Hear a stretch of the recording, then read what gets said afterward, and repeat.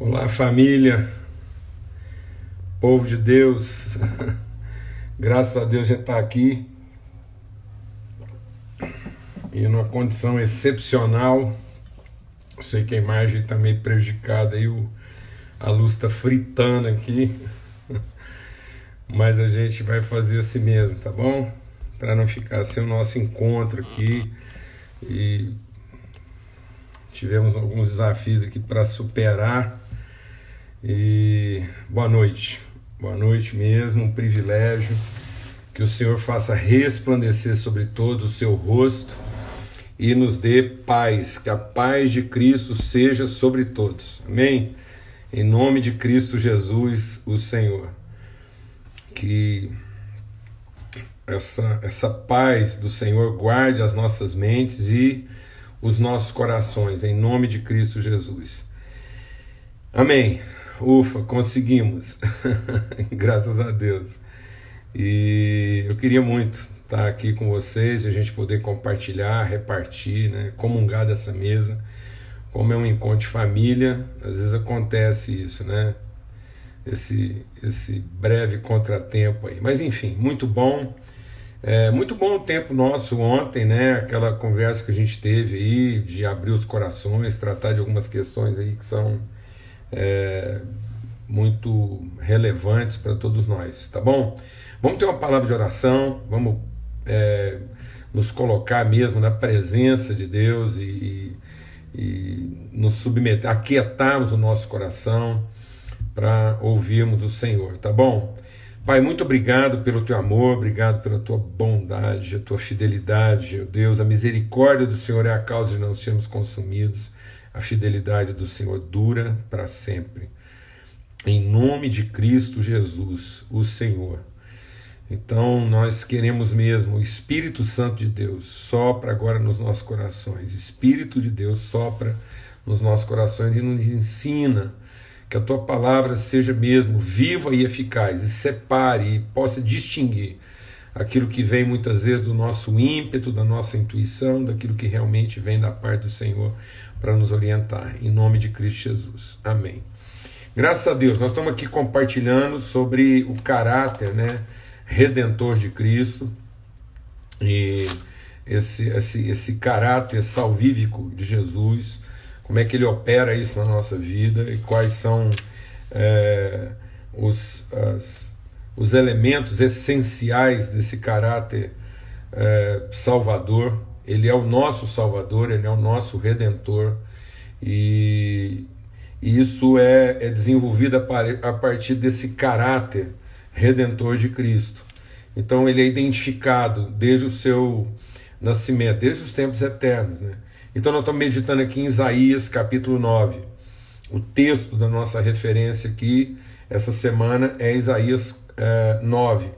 E o texto é bastante conhecido, então ele vai falar exatamente sobre isso, sobre o que é o nosso esforço aqui. O nosso esforço aqui é que haja luz em tempo de obscuridade. Entender que o processo da salvação está associado à revelação. Então, o caráter da salvação é um caráter revelador, iluminador. Então ele não só nos ilumina, como nos torna seres luminosos. Por isso que Jesus diz, assim brilha a vossa luz. Então nós somos instrumentos de salvação, nós comungamos a salvação de Cristo. É Cristo formado em nós a esperança da glória. Então não é Cristo trabalhando a nosso favor, é Cristo sendo formado em nós. Nós somos o corpo vivo de Cristo. Então aquela criança nascida ali, como Senhor da salvação, ele vai formar um povo, ele vai desenvolver um corpo, e é esse corpo que vai trazer revelação, vai iluminar o entendimento das pessoas a respeito do que é verdadeira salvação, amém? Em nome de Cristo Jesus o Senhor. Então ali nós estamos vendo esse que era o unigênito, como menino, mas ao dar a vida ele se torna primogênito de muitos irmãos. Então a salvação se revela em Cristo, que é Cristo e a igreja, é Jesus e o corpo formado a partir do sacrifício que ele faz. Então, muitas vezes, deixa Deus ministrar o nosso coração aqui, muitas vezes nós estamos esperando uma salvação de um Jesus trabalhando incansavelmente para fazer o que a gente precisa. Sendo que a salvação está na revelação de Cristo em nós, conosco e através de nós. Então, a salvação está mais associada à revelação, à luz de Deus, que iluminando o nosso entendimento, nos devolve ao conselho de Deus para que a gente seja luz, para que a gente possa brilhar como Ele brilhou, para que vendo a nossa vida, as pessoas possam conhecer a Deus e o seu propósito eterno. Amém, amados? Em nome de Cristo Jesus.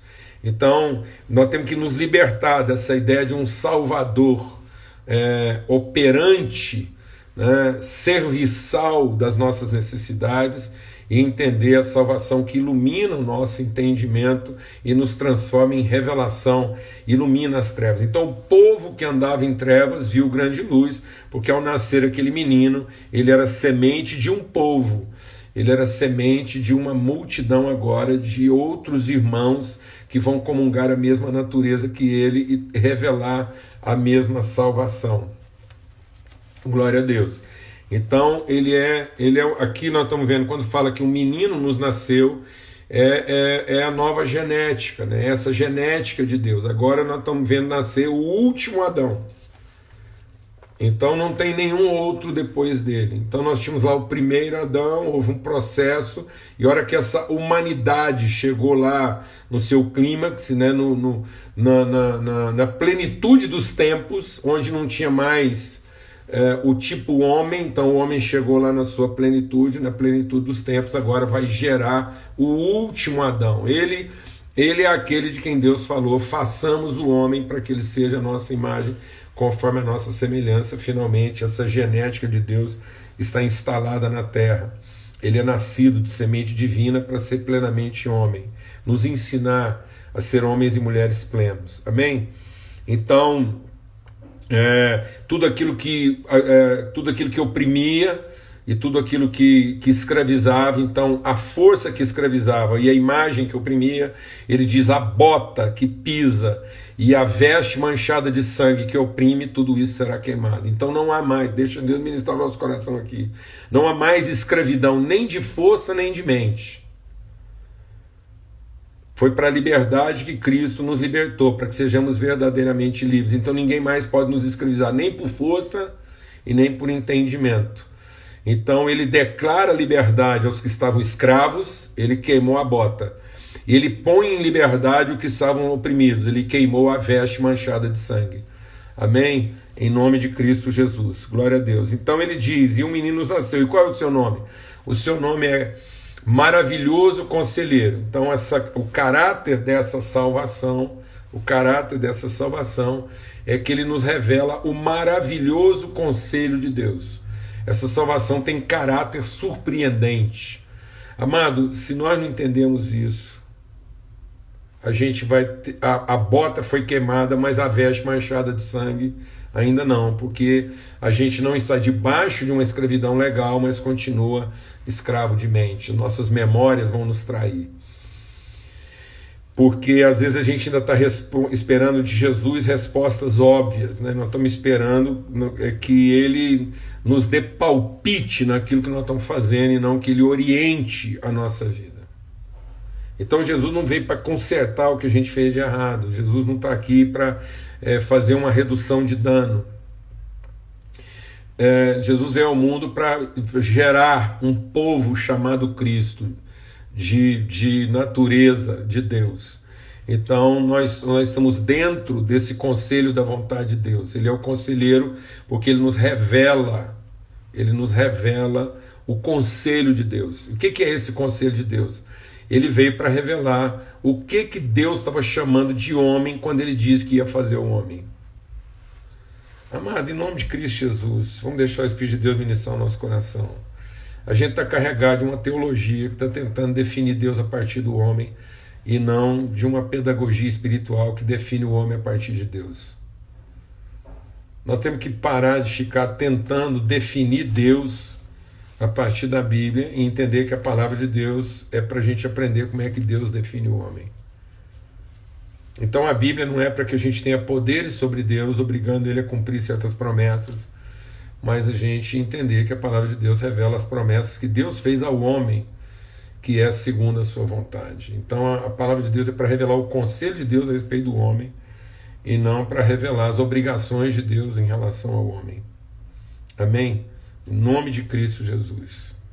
Em nome de Cristo Jesus. E aí ele é Deus forte. O que quer dizer isso? Ele é Deus pleno. Ele é Deus cheio. Ou seja, não há fragilidades em Deus.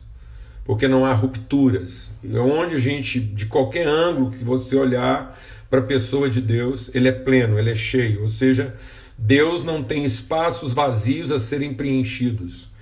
Então Deus não faz nada por carência, nem por necessidade. Deus não tem a necessidade de provar que Ele é Deus. Deus não tem a necessidade de se defender. Não há essa necessidade, não há uma carência. Deus não fez nada para ser louvado como Deus, para no fim Ele acreditar que Ele era isso mesmo que Ele pensava que era. Amém? Em nome de Cristo Jesus o Senhor, pelo sangue do Cordeiro. Então, por que Ele é forte? Porque Ele é pleno. Então Deus não vale pela sua dimensão, Deus vale pela sua consistência. Amém? Então qualquer porção de Deus é consistente. Então deixa Deus ministrar o nosso coração aqui, mas eu não preciso ter uma grande experiência com Deus.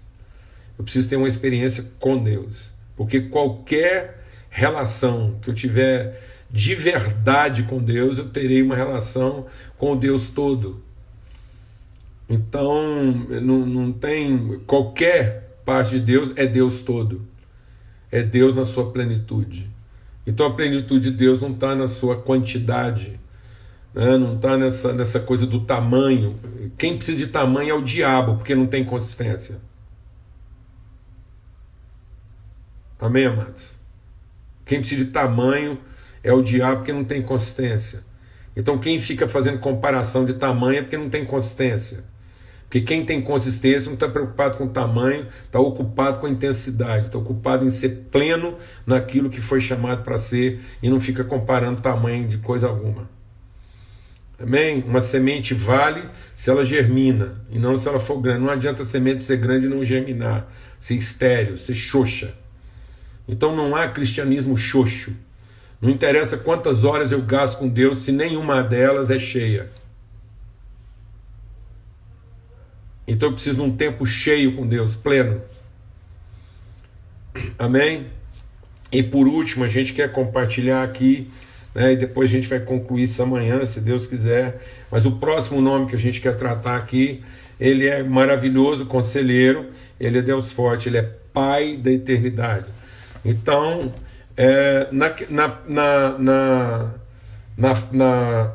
na força de Deus, né? Então, quando eu falo Deus forte, eu estou falando da sua bondade. Então por que Deus faz as coisas? Porque Ele é bom. E não, Deus não está fazendo as coisas porque eu preciso ou Ele precisa.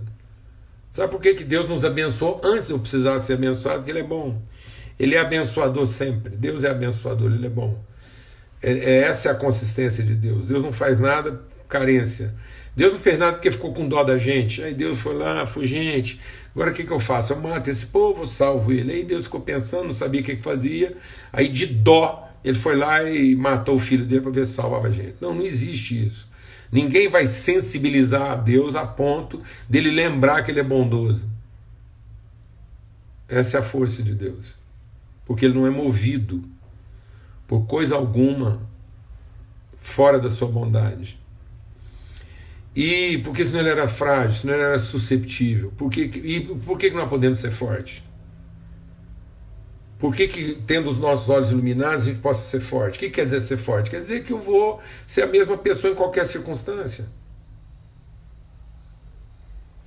De modo que eu sou sensível às circunstâncias, mas não sou susceptível delas. E aí, porque eu sou sensível às coisas, eu vou lá e faço aquilo porque eu posso fazer. E porque está na minha natureza fazer isso. Então toda a minha oferta vai ser espontânea. Eu não vou fazer coisa alguma e depois ficar ali olhando para a pessoa esperando que ela me agradeça.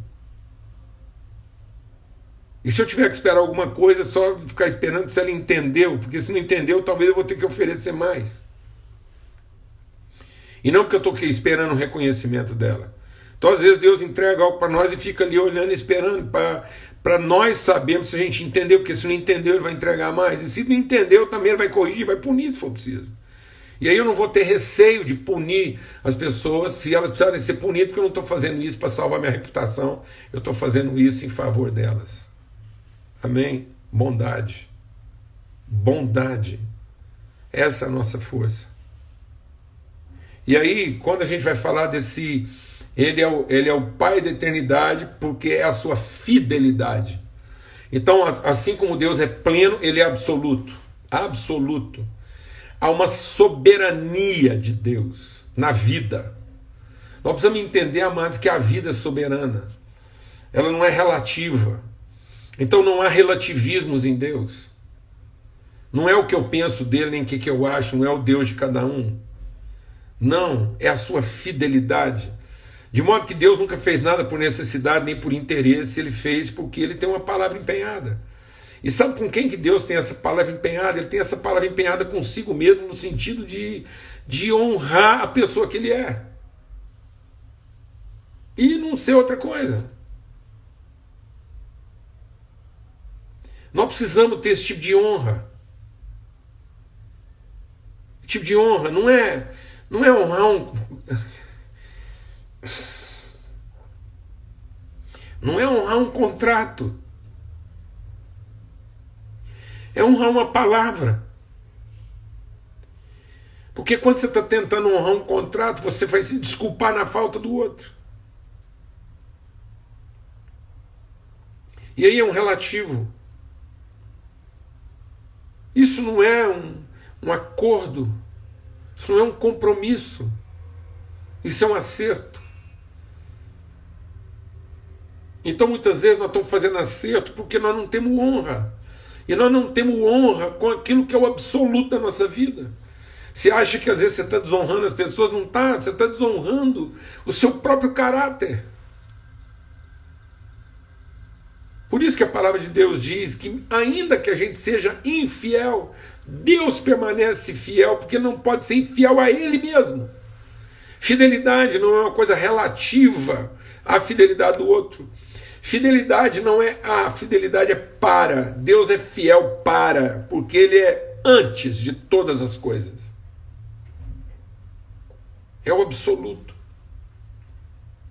O eterno. Se nós não voltarmos a nossa vida para uma referência absoluta, tudo é relativo. Aí o seu casamento é relativo, porque dependendo da forma como o cônjuge se comportar, é assim que você vai resolver. Aí sua relação na igreja é relativa, porque dependendo do que for o culto de hoje, você talvez não volte mais. E não é porque você não tem compromisso com as pessoas, você não tem compromisso com você mesmo. Não há um absoluto na vida da gente. Quando a gente não cumpre a palavra que a gente mesmo empenhou, não é com os outros que nós estamos faltando com compromisso, é com a nossa própria integridade. Não há um absoluto nem para a gente mesmo. Até a gente se olha numa expectativa relativa. Então, a pior expectativa, deixa Deus ministrar o nosso coração, amados, a pior expectativa que nós podemos ter é de Deus. A segunda pior expectativa que nós podemos ter é de nós mesmos. E a terceira pior expectativa que nós podemos ter é dos outros. Porque Deus não é para mim um referente expectativo, porque Ele não está lá para satisfazer minha expectativa. Deus está sempre ali para ser minha referência de absoluto. E quando Ele é minha referência de absoluto, eu olho para a minha própria vida numa perspectiva de absoluto. Eu tenho um compromisso, é isso que Paulo fala. É tão forte que Paulo fala aos Filipenses, né? E ele diz assim: nós que somos perfeitos, tenhamos esse entendimento de continuar procurando a perfeição. Então eu tenho compromisso, segundo o conselho de Deus, e segundo a força da sua consistência, da sua plenitude. Então, porque eu conheço o maravilhoso, o surpreendente, o inesperado, o não expectado conselho de Deus sobre a minha vida, e porque eu convivo com a inteireza da sua bondade, eu tenho um compromisso, uma palavra inegociável, um compromisso absoluto de empenhar todo o meu esforço em ir me transformando na pessoa que Deus me fez para ser. Amém.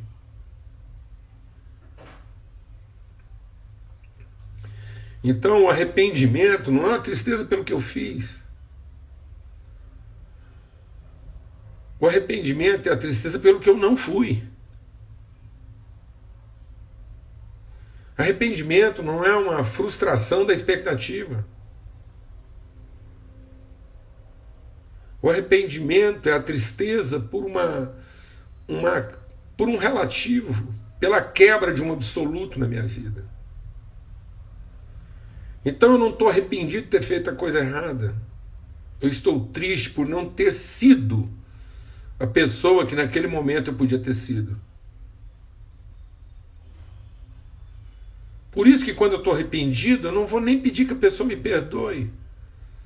Eu vou apenas confessar para ela o meu pecado.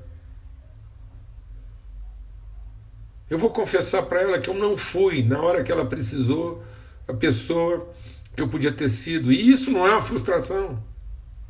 Eu não estou frustrado porque eu não fui aquela pessoa. Eu estou triste por perceber que eu não tenho sido, mas essa tristeza ela não é deprimente.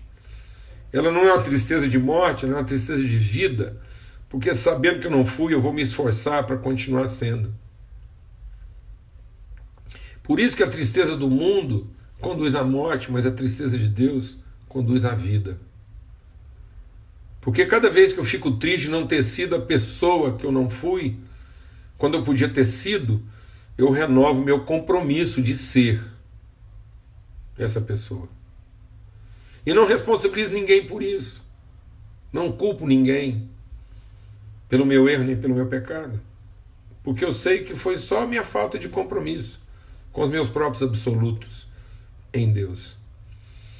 Por isso é uma revelação, é uma iluminação do nosso entendimento.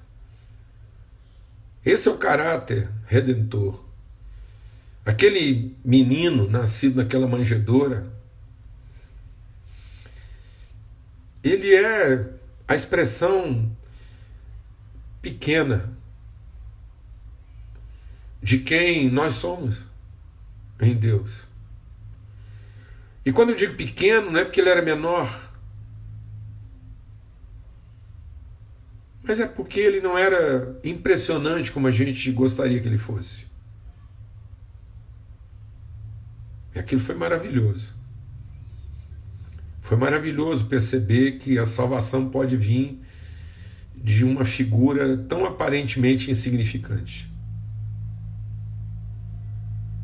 Que a salvação da humanidade pode vir de alguém tão aparentemente frágil e sem recursos. Que para ele ser o salvador do mundo, ele não tinha que ter nascido num berço nobre, nem ser rico, e nem ser poderoso, e nem ter vindo de Krypton. E nem, sei lá.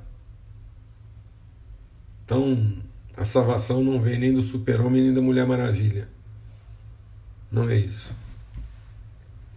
É uma criança. Um menino. Mas um menino filho de Deus. Gerado de uma vontade, de um plano. Para gerar um povo de pessoas como ele. Isso é maravilhoso. É o plano de Deus. E ele é o Salvador porque desde que ele era lá um bebê gerado no ventre de Maria, ele era uma bolinha de bondade. E quando ele nasceu, ele era provavelmente 3,5 kg de pura e plena bondade. Nem um dia da sua vida foi para satisfazer algum tipo de carência, mas foi para materializar a virtude. Ele foi crescendo, foi se desenvolvendo, seu entendimento foi sendo iluminado pelo mesmo Espírito que nos ilumina. Ele foi sendo ensinado pelo Espírito a ser essa pessoa pleno de bondade, nunca fazer nada em favor de si próprio. Até que ele cumpriu o seu destino e se entregou. E não é porque ele estava sendo coagido a fazer isso, mas é porque ele é assim desde a eternidade.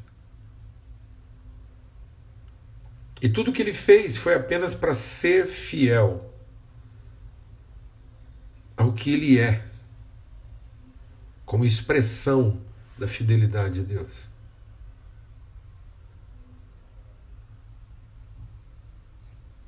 E ele, por mais que a gente não cumprisse a nossa parte, por mais que ele tivesse todos os motivos do mundo para não fazer a parte dele, mas ele iria até o fim. Porque ele mesmo falou para o pai dele: foi para essa hora que eu vim. Então, o seu absoluto de eternidade fazia ele entender o que era o seu papel naquele exato momento. Ele estava sendo fiel à sua própria integridade e não às circunstâncias. Ele não estava cumprindo um contrato. Ele estava sendo coerente consigo e com o Pai que o enviou, porque não tinha dúvidas de quem é que ele representava, que natureza o movia. Amém? Glória a Deus. Glória a Deus. Ainda bem que deu certo. Ainda bem que a gente está aqui e quero agradecer o empenho de todos vocês em terem insistido, aceitado esse atraso aí e a gente conseguir ter esse tempo de comunhão. Eu queria muito assim cumprir essa agenda para a gente poder deixar isso registrado, né, e assim as pessoas terem acesso depois, tá bom? Vamos orar? Pai, obrigado. Obrigado pela disposição das pessoas, obrigado por essa mesa preparada e concedida pelo Senhor na nossa vida, e obrigado pela fidelidade do Senhor, pela bondade do Senhor e pela vontade do Senhor. Então nós somos salvos segundo a tua vontade, na revelação da tua bondade e no cumprimento da tua fidelidade, no nome de Cristo Jesus, Senhor. Amém e amém. Graças a Deus. E que o amor de Deus o Pai, a graça do Filho, a comunhão do Espírito Santo de Deus seja sobre todos, hoje e sempre, em todo lugar. Amém? Até amanhã, se Deus quiser, em nome de Cristo Jesus, às 18 horas. Amanhã não tem excepcionalidade, espero, e a gente volta às 18 horas, ok? Até lá.